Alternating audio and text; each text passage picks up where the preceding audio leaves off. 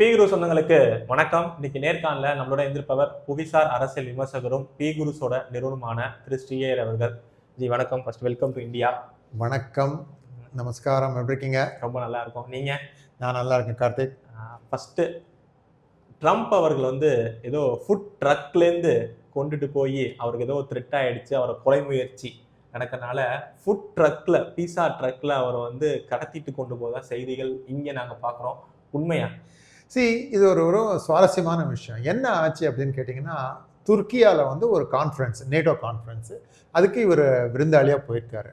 போனப்போ என்ன ஆயிருக்கு, முதல் விஷயம் என்னென்னா, கத்தர் ஒரு ஏர்ஃபோர்ஸ் பிளேனை கிஃப்டாக கொடுத்தாங்க இலவசமாக. அதெல்லாம் கொஞ்சம் பறந்துட்டு வந்துட்டு இருந்தார். ஆனால் இந்த ட்ரிப்புக்கு போகிறச்ச என்ன ஆச்சு அப்படின்னா, அவங்க அந்த கத்தரில் சில விஷயங்கள் காம்ப்ரமைஸ் ஆகிறதுக்கான சாத்தியக்கூறு இருக்குது. அப்படின்னா அப்போ என்ன ஆனால் பிளேனில் பறந்துட்டு இருக்கச்சு இந்த பிளேனை கீழே கொண்டு வர்றதுக்கு முடியும் அப்படிங்கிற ஒரு டவுட் இருந்தது. அது கத்தார் கவர்மெண்ட்னாலே கொண்டு வர முடியும். கத்தார் கவர்மெண்ட்டும் இல்லை, அது ஏதாவது ஒரு ஏரோப்ளேனுக்கு வேண்டிய எல்லா செக்யூரிட்டி விஷயங்களும் இல்லை அதில் கத்தார் கொடுத்த பிளேனில். ஸோ அதனால் என்ன ஆச்சுன்னா, அதுக்கு முன்னால் இருக்கிற ஒரு பிளேன் கொஞ்சம் பழமையானது, ஆனால் அதில் எல்லாமே உண்டு. அந்த பிளேனில் தான் திரும்பி வரணும்னு ஐடியா இருந்தது. ஆனால் எல்லாருக்கும் தெரியுறது எப்படி இருக்கணும் அப்படின்னா, எல்லாமே நார்மலாக தான் இருக்குது, ஒன்றுமே மாற்றம் இல்லை அப்படிங்கிறதுக்காக என்ன பண்ணார் இவர். இப்போது நீங்கள் ஒரு எந்த பெரிய பிளேன் பார்த்தீங்கன்னாலும் அதுக்கு ரெண்டு பக்கத்துலேருந்தும் உள்ளே போகிறதுக்கு துவாரங்கள் உண்டு. ஒன்று பேசஞ்சர்ஸ்லாம் போகிறாங்க, இன்னொரு பக்கத்துலேருந்து கார்கோன்னு சொல்லுவாங்க. கார்கோனா மூட்டைகள் அப்புறம் லக்கேஜ் எல்லாத்தையும் அதோடு சேர்த்து சாப்பாடும் வரும் அதுலேருந்து. அது ஒரு பெரிய அந்த கண்டெய்னர் மாதிரியே தான் இருக்கும், கொஞ்சம் சின்னதாக இருக்கும் சைஸு, கண்டெய்னர் மாதிரியே இருக்கும். உங்களுக்கு ஊகத்துக்கு சொல்கிறேன் நான். அப்போ என்ன பண்ணிருக்காரு இவர், பிளேனுக்கு மெயின் டோர்லேருந்து போயிட்டு எல்லாருக்கும் வேவ் பண்ணிட்டு போயிட்டு வரேன்னு சொல்லிட்டு அந்த பக்கம் இந்த சாப்பாடுக்காக கொண்டு வர கண்டெய்னர் வெயிட் பண்ணிட்டு இருந்தது. அதுக்குள்ளே பூந்துட்டு அதை மூடிட்டு அதை குவாய்ட்டாக கீழே இறக்கிட்டு அதிலேயே எடுத்துகிட்டு போய் அவரை ஒரு ப்ரைவேட் ஜெட்டு அதில் ஏற்றி விட்டு அதில் தான் போயிருக்காரு அவர். யார் மூலியமா இந்த த்ரெட் ஏதாவது கண்டுபிடிக்க முடிஞ்சிச்சா? சிஏஏ மூலியமா? சிஏஏ பண்ணல. இது எனக்கு தெரிஞ்ச வரலும் என்னென்னா மிலிட்ரி தான் பண்ணுறாங்க அப்படின்னு கேள்விப்பட்டேன். ஸோ இதில் பாருங்கள், இன்டெலிஜென்ஸ் அப்படின்னு பார்த்தீங்கன்னா யூஎஸில் 12 பேர் இருக்காங்க, 12 ஆர்கனைசேஷன்ஸ் இன்டெலிஜென்ஸ் பார்க்குது. நேவிக்குன்னு தனியாக இன்டெலிஜென்ஸ் இருக்குது, மிலிட்ரிக்கு ஒன்று இருக்குது, ஏர்ஃபோர்ஸுக்கு ஒன்று இருக்குது, அது தவிர மெரீன்ஸ்க்கு ஒரு இன்டெலிஜென்ஸ். இதன் 4 ஆர்மிக்குள்ள 4 இதுக்கும் எல்லாருக்கும் அவங்கவுங்க தனியாக இன்டெலிஜென்ஸ் வச்சுருக்காங்க. இதை தவிர இதுக்கு மேலே டைரக்டர் ஆஃப் நேஷனல் துல்சி கபாட் இருந்தாங்க அந்த பொசிஷன். அவங்க எல்லாருடைய இதுவும் துப்புலாம் கலந்து சேர்த்து போட்டு அண்டால உருக்கி என்ன நடக்கிறது பார்க்கலாம் அப்படிங்கிற மாதிரி. அதில் சிஏவும் உள்பட உண்டு இது மாதிரி. ஸோ அதில் ஏதோ ஒரு இது சொன்னாங்க, குரூப் சொன்னாங்க, இந்த கத்தர் கொடுத்த ஏர்ஃபோர்ஸ் 1 பிளேனில் சில குறைகள் இருக்குது, இந்த குறைகளை வைத்து இந்த பிளேனை கீழே கொண்டு வர முடியும், அதற்கான சாத்தியக்கூறு இருக்கிறது அப்படின்னு சொன்னாங்க. ஸோ அதனால் அதுக்கு எதுக்கு சான்ஸ் எடுக்கணுங்கிறதுக்காக இப்படி போய் அப்படி அதுலேருந்து போய் இன்னொரு பிளேன் போயிட்டாரு. அடுத்த ஒரு கையெழுத்து ஒப்பம் முடிவாயிருக்கு. என்னன்னா, சவுதி, துருக்கி, பாகிஸ்தான் அவங்க 3 பேர்த்துக்குள்ள ஒரு கையெழுத்து ஒப்பம் முடிவாயிருக்கு. அதில் என்ன, அதனால இந்தியாவுக்கு ஏதாவது பாதிப்பா என்ன இருக்கு? கண்டிப்பாக இந்தியாவுக்கு பாதிப்பு இருக்குங்க. இந்தியா மிகவும் கேர்ஃபுல்லாக இருக்கணும். இதில் பெரிய பிரச்சனை என்னன்னு கேட்டிங்கன்னா, இப்போது யாருக்கு என்ன பலம் அப்படின்னு யோசிப்போம். இந்த 3 நாடுகளில் சவுதிக்கிட்ட என்ன இருக்குது, பணம் இருக்குது அப்படின்னு நினைக்கிறோம். ஏன் அப்படிங்கிறத நான் அப்புறம் சொல்கிறேன். அவங்களுக்கு பணம் இருக்குதுன்னு நம்ம நினைக்கிறோம். ரெண்டாவது துருக்கியா கிட்ட என்ன இருக்குது, ஒரு ட்ரோன்ஸினுடைய டெக்னாலஜி இருக்குது, ஓரளவுக்கு இருக்குது. பாகிஸ்தான் கிட்ட என்ன இருக்குது, இந்த கிரவுண்டில் போய் ஆர்மியில் போய் சண்டை போடுறதுக்கு ஆர்மி சோல்ஜர்ஸை கொடுக்க முடியும் அவங்களால. அதுக்கு மேலே இவங்களால ஒன்றும் கொடுக்க முடியாது. இப்போ இது 3 சேர்த்தா ஒரு அவியல் மாதிரி போட்டு இதில் என்ன நடக்க போகிறது அப்படின்னு கேட்டிங்கன்னா, இதில் பிரச்சனை என்ன வருது அப்படின்னா, சவுதி அரேபியாவில் பலத்தினால புது டெக்னாலஜி விஷயங்கள் வாங்க முடியும். அப்படி வாங்கி இதை பாகிஸ்தானுக்கு கொடுத்து பாகிஸ்தான் அதை இந்தியா மேலே உபயோகித்து இந்தியாவுக்கு பாதகம் ஆகிறதுக்கு சான்ஸ் இருக்குது. இதுலேருந்து இந்தியா கேர்ஃபுல்லாக இருக்கணும். துருக்கியர்கள் நிறைய விஷயமும் பண்ணிருக்காங்க அப்படிங்கிறது எல்லோருக்கும் தெரிந்தது. நான் வேணும்னா இன்னொரு தடவை சொல்கிறேன். இப்போ இந்த ஆப் சிந்தூரில் இவங்க என்ன பண்ணாங்க அப்படின்னா, துருக்கியர்கள் தங்களுடைய ஆட்களை அனுப்பி பாகிஸ்தான்லேருந்து அவங்களுடைய ட்ரோன்ஸை அவங்களே செலுத்திக்கிட்டு இருந்தாங்க. அந்த மாதிரி ட்ரோனை செலுத்தி அதற்கு பதிலடி இந்தியா கொடுத்தப்போ 6லேருந்து 20 பேர் துருக்கியர்கள் செத்து போனதாக கேள்வி. ஒத்துக்க மாட்டாங்க. பாகிஸ்தானுக்கு சப்போர்ட் பண்ணி பாகிஸ்தான் சப்போர்ட் பண்றது மட்டும் இல்லைங்க, பாகிஸ்தானுக்குள்ள உட்காந்துட்டு நம்ம மேல ஏவுகணை தொடுத்திருக்காங்க, ட்ரோன்ஸை தொடுத்திருக்காங்க. இல்ல அவங்களுக்கு ஒரு எர்த்குவேக் வந்தப்ப நம்ம தான் முதல் ஆளா போய் அவங்களுக்கு வந்து அவ்வளோ ஹெல்ப் பண்ணோம். இந்த காதலிக்கு நேரம் இல்லை என்னுடைய டயலாக் தான் ஞாபகம் வருது. அப்பனும் பிள்ளையும் பேசிட்டு இருப்பாங்க. உன்னை பெத்தனே நான் செருப்பால் அடிக்கணும் அப்படின்னு. உனக்கு மறந்தான் உனக்கு மகனா பொருந்தனே, நான் எந்த செருப்பால் அடிச்சுக்கிறதுனோ, நான் போட்ட செருப்பை கீழே வைக்கிறேன், அதை எடுத்து அடிச்சுக்கோ அப்படின்வான். வேணாம்ப்பா, ஊரே செருப்பால் அடிப்பட்ட குடும்பம் சொல்லுவாங்க. அந்த செருப்பு வச்சுதான் நம்ம ஏன் இந்த மாதிரி ஒரு விஷயம் பண்ணோம் அப்படிங்கிறது இந்தியா மீண்டும் மீண்டும் மாறாது. இதுல ஒரு பெரிய தவறு பண்றோம். திரும்பி திரும்பி திரும்பி திரும்பி இதே பண்றோம். இவங்களுக்கு வந்து இவங்களுடைய மதம் தான் பெரியது. இந்த விஷயம் வந்து இந்தியாவில் இருக்கிற இஸ்லாமியர்களுக்கும் ஓரளவுக்கு ஊறி இருக்கு. இந்த இந்த இதை கொடுத்ததுக்கு விதை நட்டது யார் அப்படின்னா சவுதி அரேபியா. அந்த 73ல் ஏதோ இது இருக்குல்ல, அர்ப்பனுக்கு வாழ்வு வந்தா அர்த்தராத்திரியில் குடை பிடிப்பான்னு, அதுதான் நடந்தது. 73க்கு அப்புறம் சவுதி அரேபியா, கத்தர், குவைத், பஹ்ரைன் இவங்களுக்கெல்லாம் ஓரளவுக்கு யுஏஇ சுதாரிச்சுன்னு கொடுத்து. யுஏஇ ஏன் சுதாரிச்சுன்னு சொல்கிறேன் நான், அங்கே வந்து இருக்கிற எண்ணெய் கிணறுகள் குறைவு. ஸோ அவங்களுக்கு வந்து வேற ஏதாவது பண்ணாதான் அவங்களால வந்து முன்னுக்கு வர முடியும். அதை ரொம்ப சீக்கிரமாக உணர்ந்துக்கிட்டாங்க. அதனால தான் ஒரு பிஸ்னஸ் சென்டர் மாதிரி ஆக்கினாங்க. அதனால அவங்க வந்து எப்பவுமே கொஞ்சம் வந்து முற்போக்கு உள்ள சிந்தனை உள்ளவர்கள். ஆனால் கிங்டம் ஆஃப் சவுதி அரேபியா அது மாதிரி இல்லை. ஸோ அவங்க நம்மளோட டேர்ம்ஸ் நல்லா தான் இருக்காங்க. உயர்திய விருது கொடுக்குறாங்க. அப்படி 10 நிமிஷம் மோடி அவர்களை பார்க்கறதுக்கு 5 மணி நேரம் காத்திருந்தாங்க. அதெல்லாம் பாருங்க, கிங்டம் ஆஃப் சவுதி அரேபியா மாதிரி ஒரு வழுக்கல் பேர் வழியை நான் பார்த்ததே கிடையாது. எல்லா பக்கமும் அவங்க ஒருத்தர், கத்தர், இவங்களெல்லாம் நம்பவே முடியாது. நமக்கு என்ன இதில் அவனுக்கு வந்து ஏதாவது அசௌகரியம் பண்ணலாமான்னு பார்த்துக்கிட்டே இருக்கு. 73ல் இந்த எண்ணெயெல்லாம் கண்டுபிடிப்பு நடந்தது. ஓபெக் உருவாச்சு, எண்ணெய் விலைகள் மேலே போச்சு, விஷம் போல் மேலே போச்சு. அதுக்கப்புறம் தான் வந்து நம்ம ஊர்லேருந்து நிறைய பேர் வேலை பண்ண போனாங்க. ஏன்னா அப்போ தான் அந்த நாடுகள்லாம் வந்து கன்ஸ்ட்ரக்ஷன்லாம் ஆரம்பிச்சது. ஸோ இதில் போனவங்க என்ன முக்கால்வாசி அவங்க வந்து தேர்ந்தெடுத்தது இஸ்லாமிய மதத்தை சேர்ந்தவர்களாக. முதல் ரவுண்டு 74, 75ல் ஆரம்பிச்சதுங்க. இப்போ பார்த்தீங்கன்னா அந்த டைம்ஸ் ஆஃப் இந்தியா பாம்பே எடிஷனில் பார்த்தீங்கன்னா ஒரு 1/2 பேஜுக்கு இது தான் கொடுத்துருப்பான். இது தேவை, அது தேவை, plumber, fitter, electrician, chemical engineer, electronics engineer, petroleum engineer, இது தெரிஞ்சிருக்கும். இதே தான் இருக்கும், ஃபுல் பேஜ். எல்லாருக்கும் வந்து 5 நட்சத்திர ஹோட்டலில் இன்டர்வியூ நடப்பான். உங்களை பிடிச்சதுன்னா உடனே அடுத்த வாரம் உங்களுக்கு வேலை கொடுத்துருவான். சம்பளம் திராமில் வரும். கண்ணாப்பெல்லாம் நடந்தது. அது 75லேருந்து ஒரு 90 வரலும் நடந்தது. 89ல் ஒரு விஷயம் ஆச்சு. என்னன்னா, சதாம் ஹுசைன் குவைத்தை வந்து தாக்கினார். அதுக்கப்புறம் எல்லாம் படுத்துடுத்து. அப்போ தான் இவங்களுக்கு புத்தி வந்தது.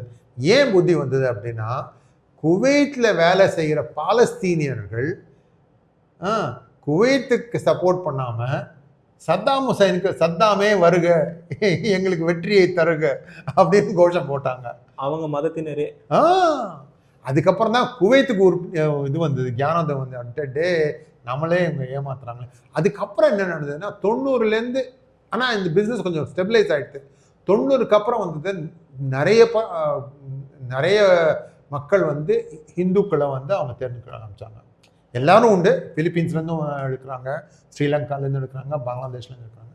ஆனால் ஓரளவுக்கு அதாவது நேர்த்தியுள்ள வேலை, ஸ்பெஷலைஸ்ட் டாஸ்க் எதுவாக இருந்தாலும் இந்தியன்ஸ் தான், குறிப்பிட்டு ஹிந்துஸ் தான் போகிறாங்க. இது கத்தரில் வந்து சரி, யுஏஇயும் சரி, சவுதி அரேபியா, இதெல்லாம் பெரிய நாடுகள். மற்றபடி இன்னும் 2-3 இருக்குது. மொத்தத்தில் 50 லட்சமாக இன்னும் இருக்காங்க. இப்போ 50 லட்சம் பேர் இருக்காங்க. இந்தியா நீங்கள் சொல்கிற மாதிரி நேட்டோங்க அமைப்பு மாதிரி இஸ்லாமிய நாடுகளுக்கெல்லாம் ஒரு அமைப்பு, நம்ம கூட்டமைப்பை உருவாக்கணும் அப்படிங்கிற ஒரு பேச்சும் இதனால ஒன்றும் போகிறது இல்லைங்க. நான் முதல்ல என்ன உங்ககிட்ட சொன்னேன், சவுதி அரேபியா கிட்ட பணம் இருக்கிறதாக நம்ம நினைச்சிட்டு இருக்கோம் அப்படின்னு சொன்னேன். சவுதியை இப்போ ஹவுதி அடிக்கிற மாதிரி செய்திகள்லாம் வருது. அடி வாங்கிட்டு தான் இருக்காங்க, அடிக்கிற மாதிரி தெரியலைங்க, அடி வாங்கி ஹவுதி அடிக்கிறாங்க. ஹூத்தின்னு சொல்லுவாங்க, ஹவுத்தி. எது நீங்க எப்படி சொன்னாலும் புரிதல் சரி, மக்கள் புரிஞ்சுப்பாங்க. ஏன் அவங்கள இவங்க இப்ப சி ஹூத்திக்கு வந்து அந்த ஈரான்காரங்க போய் அவங்க கிட்ட ஏவுகணை எல்லாம் கொடுத்துருக்காங்க. இந்த ஏவுகணையும் வந்து இப்போ எப்படி ஆயிடுச்சுன்னா இறக்குமதி பண்ணி அடிக்க வேண்டிய அவசியமே இல்லை, இவங்களே உற்பத்தி பண்ணி ஆரம்பிச்சிட்டாங்க. ஹூத்தியும் சரி, ஹெஸ்புல்லாவும் சரி, அவங்களே வச்சிருக்காங்க கிடங்குகள்ல, அவங்களே இண்டஸ்ட்ரி ஃபேக்டரி. எப்படி ஒரு தீவிரவாத அமைப்பு அவங்களே உற்பத்தி பண்ணுவாங்க? அது கவர்மெண்ட் சப்போர்ட் எல்லாம் நடக்காது இல்ல. பணம் வருதே ஈரான் கிட்ட இருந்து. இப்போ எப்படி ஆயிடுச்சுன்னா ஓரளவு ஒரு ஒரு குளோபல் நெட்வொர்க் மாதிரி பண்ணிட்டாங்க கார்த்திக். அங்கேருந்து இது கொண்டு வா, அங்கேருந்து இது கொண்டு வா, அதாவது யாருக்கும் தெரியாது. நீங்கள் வந்து இப்போ என்ன யார் இதெல்லாம் கண்டுபிடிப்பாங்க? அமெரிக்காவில் டிசி, வாஷிங்டன் டிசியில் யாராவது ஒத்துக்காண்டிருப்பான் ஒரு டெஸ்கில். அவன் வந்து ஹூத்தி வாட்ச், ஹூத்தியில் என்ன நடக்கிறது பார்ப்போம் அப்படின்னு அவன் வந்து பார்ப்பான். இது போகிறது இது பாரு. யாராவது ஒருத்தர் ரொம்ப ஸ்மார்ட்டாக இதெல்லாம் கனெக்ட் பண்ணி, ஓ இதுதான் உங்களுடைய எண்ட் ரிசல்ட் அப்படின்னு கனெக்ட் பண்ணுற வரலும் வந்து உங்களுக்கு தெரியாது இது நடக்கிறதுன்னு. இது மாதிரி நிறைய நடந்துட்டு இருக்கு. அடுத்தது ரொம்ப வருஷமா இங்க வந்து பெருசா குற்றச்சாட்டுக்கு உள்ளானது இந்த அதானி. ஆமா, அவங்க யூஎஸ்லயே பாத்தீங்களா, அவர் வந்து லஞ்ச லாவண்யம் பண்ணனால யூஎஸ் நீதிமன்றத்தை அவங்க மேல வழக்கு நடந்துகிட்டு இருக்கு அப்படின்னு சொல்லிட்டு எதிர்கட்சிகள், குறிப்பா ராகுல் காந்தி அவர்கள் இந்த பாராளுமன்ற செஷனையே முடக்கினார். அந்த அளவுக்கு பெரிய பிரச்சனையா ஆனிச்சு. பட் திடீர்னு பார்த்தா இப்ப நீதிமன்றத்துல அவர் வந்து விடுவிக்கப்பட்டிருக்கார். அவர் மேல எந்த ஒரு குற்றச்சாட்டும் இல்லை அப்படின்னு சொல்லிட்டு அக்யூட் பண்ணியிருக்காங்க யூஎஸ் நீதிமன்றம். அந்த வழக்கோட பின்னணி என்ன? அதாவது சதிகிரி ஏதாவது இருக்கா? இவர் ரொம்ப இன்ட்ரெஸ்டிங்கான விஷயம். இது என்னன்னா, அதானி என்ன பண்ணாரு, ஒரு கம்பெனின்னு இருக்கிறார் அமெரிக்காவில்.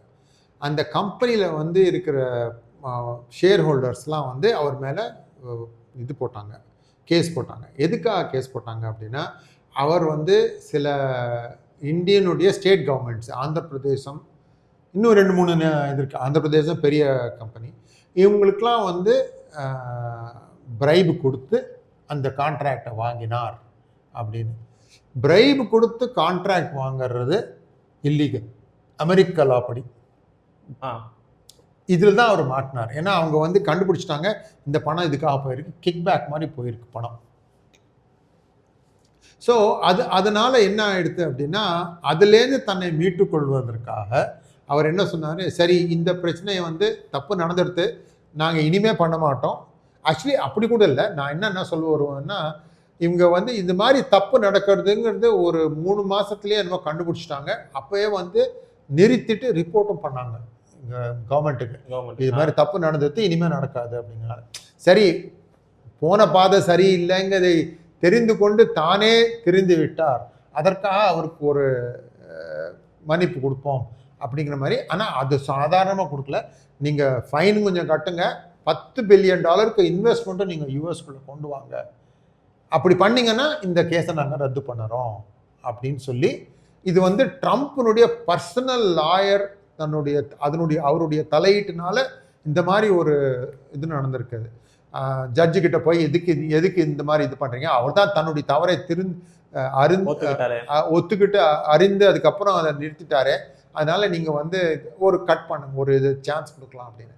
ஸோ இதில் 2 பக்கமும் ஒரு நல்ல இது. அதான் என்னுடைய ஸ்டாக் சரிவு திருப்பி சரியாயிடும். அப்புறம் அங்கே வந்து அதானி குறிப்பிட்டு டார்கெட் பண்ண போறாரா, ஹிண்டன்பர்கா இருக்கட்டும், எதிர்கட்சிகளா இருக்கட்டும் தொடர்ந்து. ஆனா இதே அதானியை டார்கெட் பண்ற கம்யூனிஸ்ட் மாநிலத்துல கொண்டு வராங்க, விழிஞ்சியம் போட்டு அதானி கட்டினது தான்.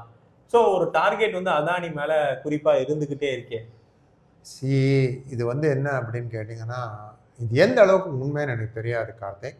ஆனால் நான் என்ன கேள்விப்பட்டேன் அப்படின்னா, எல்லாம் பின்னால் போகுது. 2014 மோடி அவர்கள் முதல்ல பிரதம மந்திரி ஆகிறதுக்கான கேம்பெயினிங் பண்ணார் இல்லை, 3 மாதம் 4 மாதம் பண்ணார். சூறாவளி சுற்றுப்பயணம்னா அதுதான். ஏன்னா டெய்லி காலையில் அகமதாபாத்லேருந்து கிளம்பி பாரதத்தில் ஏதோ ஒரு மூலைக்கு போய் அங்கே ஒரு 4 மீட்டிங் பண்ணிவிட்டு சாயந்தரம் திரும்பி வந்துடுவார். இதுக்காக பிளேன் யார் கொடுத்தாங்க? அங்கே தான் அதானியினுடைய ஃப்ரெண்ட்ஷிப் வருது.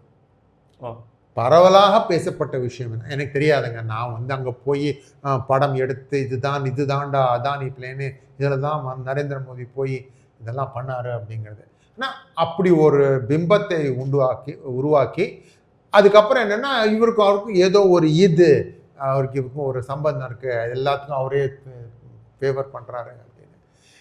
உண்மையை பார்த்தீங்கன்னா அவருக்கு மட்டும் இல்லைங்க, அம்பானிக்கும் நிறைய வந்து டீல்ஸ் வந்திருக்கு. அது தவிர நிறைய கம்பெனிஸும் வந்திருக்கு. டாட்டாவும் நிறைய கொடுத்துருக்காங்க, இன்ஃபோசிஸ் கொடுத்துருக்காங்க.